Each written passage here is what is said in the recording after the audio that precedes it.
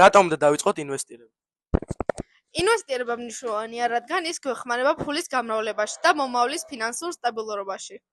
კითხვა ნომერ მეორე. როგორ ავირჩიოთ სწორი ფინანსური ინსტრუმენტები? სწორი ფინანსური ინსტრუმენტების ასარჩევად გაითვალისწინე შენი მიზნები, რისკის დონე და ინვესტირების ვადა.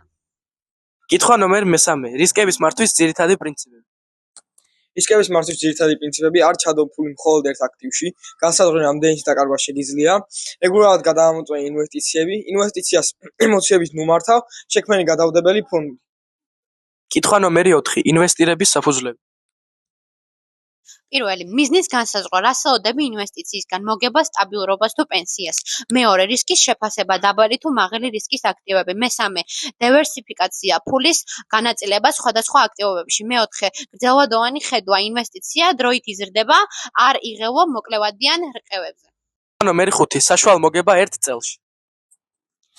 საშუალო წლიური მოგება ინვესტიციის ტიპზეა დამოკიდებული. აქციები 7-10%, ობლიგაციები 3-5%, უძრავი ქონება 6-12% და სხვა.